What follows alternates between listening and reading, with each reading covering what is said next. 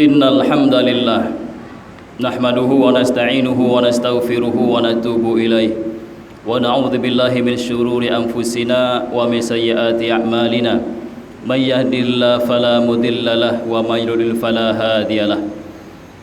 Ashhadu an la ilaha illallah wahdahu la syarikalah wa ashhadu anna Muhammadan 'abduhu wa rasuluhu la nabiyya ba'dah. Radina billahi rabba wa bil islami dina wa bi Muhammadin nabiyyan wa rasula.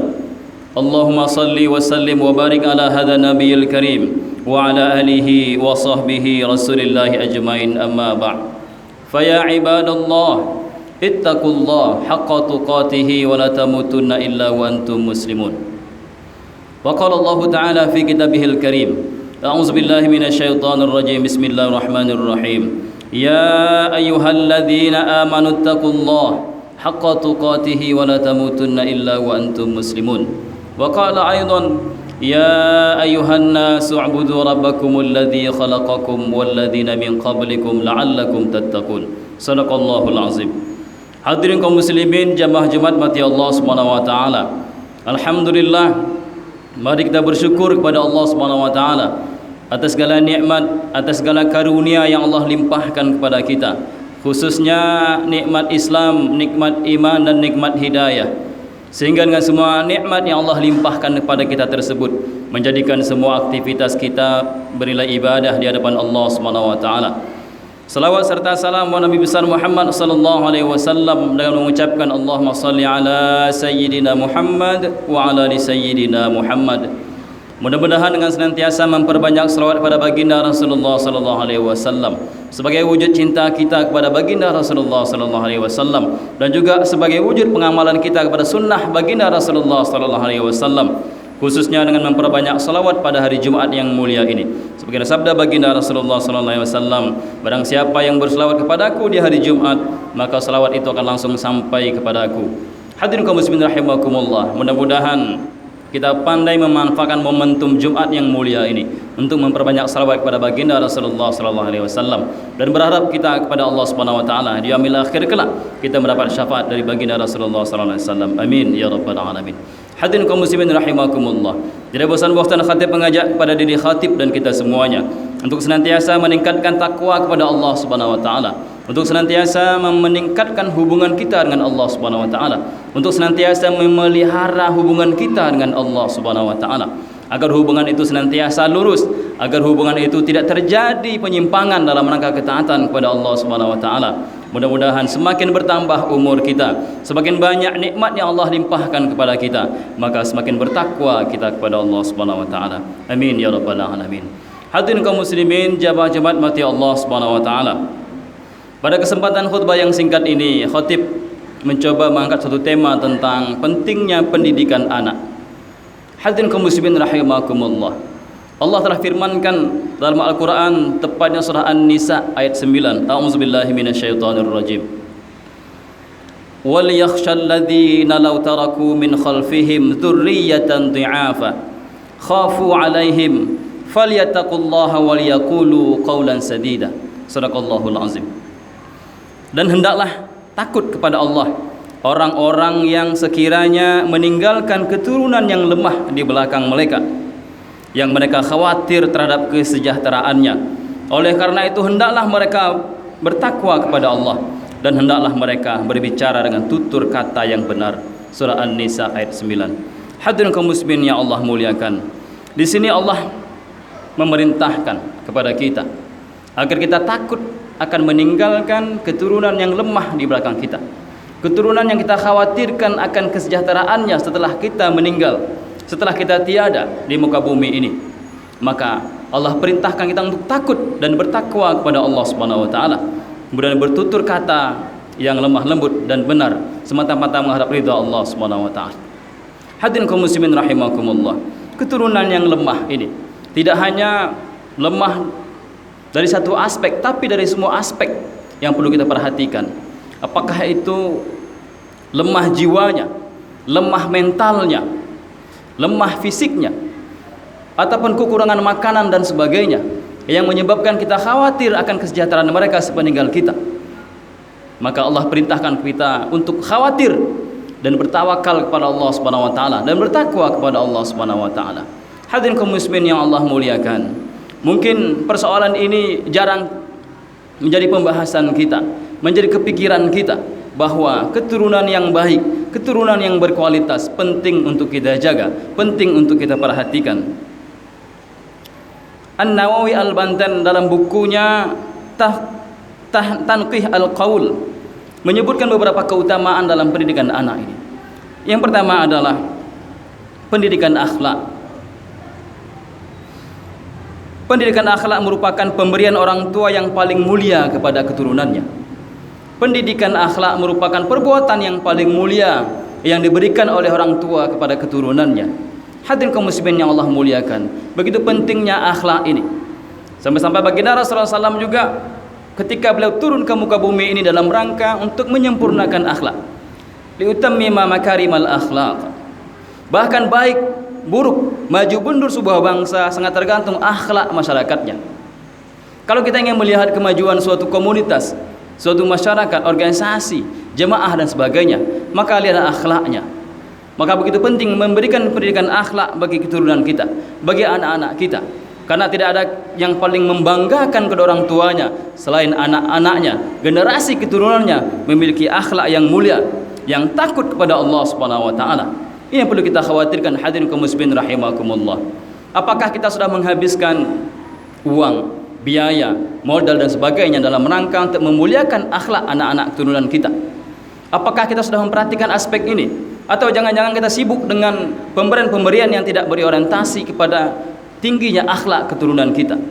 Atau jangan-jangan kita sibuk dengan kehidupan kita, pekerjaan kita, jabatan, status sosial dan sebagainya, dan kita melupakan pendidikan anak kita, khususnya dalam rangka meningkatkan ketakwaan mereka kepada Allah Subhanahu wa taala.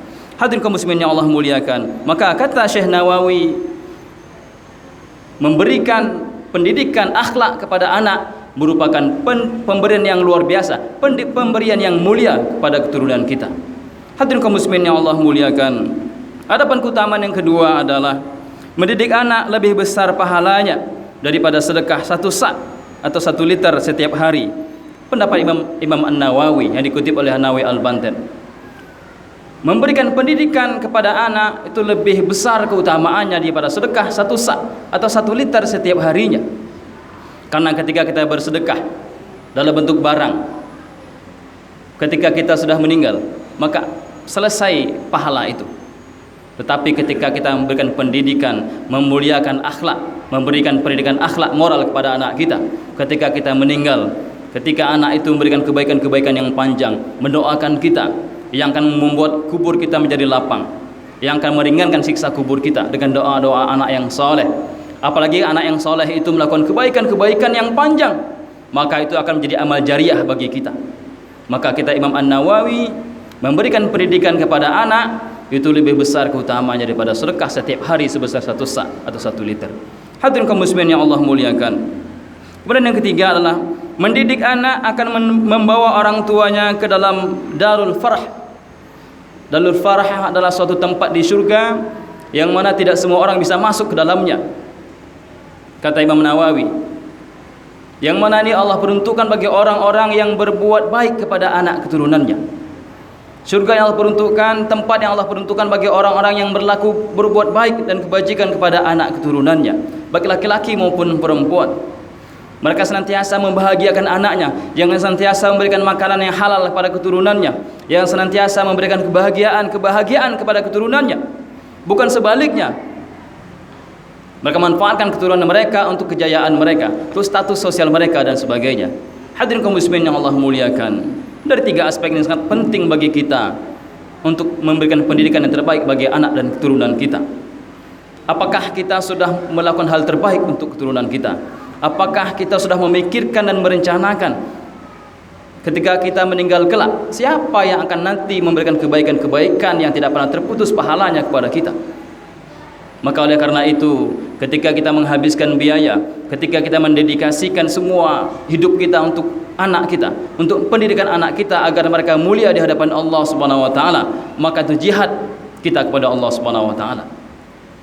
Ketika kita menyekolahkan anak kita dengan biaya yang besar, ketika kita menahan rindu dengan anak kita ketika mereka bersekolah dengan jarak yang jauh, dan itu bukan jihad fisabilillah kepada Allah Subhanahu wa taala. Mengapa? Karena kita mengharapkan kepada Allah agar anak kita kelak menjadi penerus dakwah ini, orang yang akan menjuru kepada kebaikan, orang yang akan menyampaikan risalah dakwah Rasulullah SAW kepada umat. Tentunya mereka anak-anak yang memiliki pemahaman agama yang benar, pemahaman agama yang lurus. Maka ketika seluruh biaya yang kita keluarkan dalam rangka untuk menjadikan anak kita anak yang soleh dan solehah kepada Allah Subhanahu wa taala, maka itu jihad fisabilillah kepada Allah Subhanahu wa taala. Maka tidak perlu kita khawatirkan berapa harta yang telah kita keluarkan. Maka jangan kita ragukan, jangan merasa rugi dan kecewa ketika harta yang kita gunakan, kita infakkan dalam rangka memberikan pendidikan yang terbaik bagi anak-anak kita. Karena jihad fisabilillah kepada Allah Subhanahu wa taala. Hadirin kaum muslimin yang Allah muliakan. Maka oleh karena itu penting kita memperhatikan aspek ini, terutama aspek akhlak. Karena bangsa kita rusak, karena bangsa kita hancur. Karena akhlak pemuda pada hari ini jauh dari ketaatan kepada Allah Subhanahu wa taala. Ditambah lagi dengan perkembangan zaman yang mungkin kita mengatakan bahwa anak-anak sekarang beda sama anak-anak dahulu.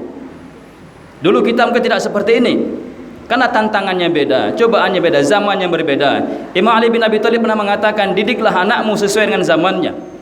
Didiklah anak-anakmu sesuai dengan kondisi zaman yang mereka hadapi pada waktu itu.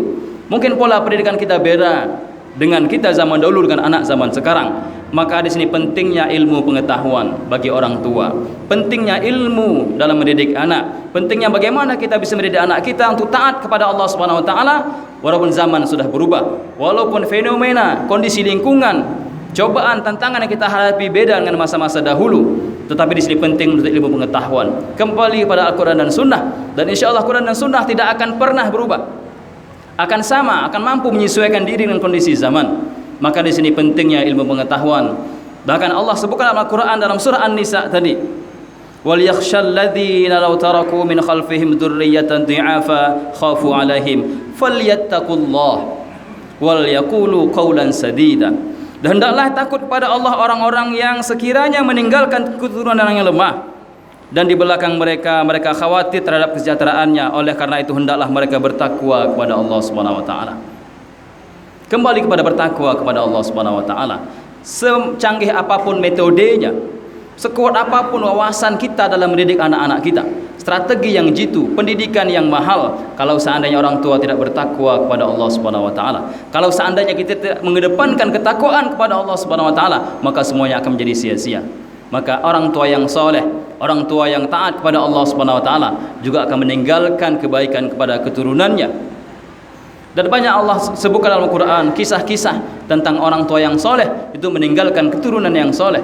Sebagaimana Allah ceritakan dalam suratul Kahfi, ketika Nabi Musa alaihissalam bersama Nabi Khidir menemukan sebuah gubuk, yang mana gubuk itu di bawahnya ada harta yang ternyata Allah disimpan oleh kedua orang tuanya untuk keturunannya. Maka ketika Nabi Khidir alaihissalam tidak membetulkan gubuk yang tua itu, maka Nabi Musa berkata, mengapa gubuk yang tua ini diperbaiki? Mengapa tidak buat yang baru saja? Maka kata Nabi Khidir, sesungguhnya gubuk ini peninggalan orang tua yang soleh, yang di bawahnya ada harta yang mereka peruntukkan untuk anak keturunannya. Maka ini dalil bagi para ulama menyebutkan bahwa orang tua yang soleh jaminan bagi keturunan yang soleh kepada Allah Subhanahu wa taala. Maka kalau kita pada hari ini tidak bertakwa kepada Allah Subhanahu wa taala, maka jangan berharap banyak agar keturunan kita takwa kepada Allah Subhanahu wa taala. Maka Allah sebutkan falyattaqullaha wal yaqulu qawlan sadida. Bertakwalah kepada Allah dan hendaklah mereka berbicara dengan tutur kata yang benar. Maka tahapan berikutnya setelah kita bertakwa kepada Allah adalah bagaimana kita berkata, berbicara dengan tutur kata yang benar, khususnya dalam berkomunikasi kepada anak-anak kita, khususnya dalam menyampaikan dakwah, dalam menyampaikan pendidikan kepada anak kita, menasihati dengan tutur kata yang benar. Mungkin tanpa sadar hari ini kita banyak berbohong pada anak-anak kita, pada keturunan kita. Mungkin tanpa sadar berbohong yang menurut kita kecil, padahal yang namanya bohong tidak ada kecil maupun besar, bohong tetap bohong. Maka ini pola pendidikan yang harus kita rubah, yang harus kita cari tahu bagaimana strategi-strategi mendidik anak kita dengan kondisi zaman seperti ini agar mereka senantiasa bertakwa kepada Allah Subhanahu wa taala. Hadirin kaum muslimin rahimakumullah. Mudah-mudahan khutbah yang singkat ini memberikan motivasi khususnya bagi khatib dan kita semuanya. Karena kita khawatir sepeninggal kita kelak zaman ini seperti apa. Saat ini saja zaman sudah begitu luar biasanya. Kita tidak mampu mengontrol anak kita. Bahkan mereka di rumah saja kita tidak mampu mengontrolnya. Kita tidak mampu mengawasinya. Mereka sedang berbuat apa dengan fasilitas teknologi yang mereka miliki pada hari ini. Apalagi mereka jauh dari kita. Apalagi mereka tidak berada di lingkungan kita, tidak berada di rumah kita. Maka di sini penting kita membutuhkan pertolongan Allah Subhanahu wa taala. Karena kalau kita tidak membutuhkan, tidak menghadirkan Allah dalam semua proses kehidupan kita, khususnya dalam mendidik anak-anak kita, maka sulit untuk bisa dibayangkan seperti apa generasi kita berikutnya kalau kita tidak mengharapkan pertolongan Allah, khususnya bertakwa kepada Allah Subhanahu wa taala. Fa'tabiru ya ulil absar la'allakum turhamun.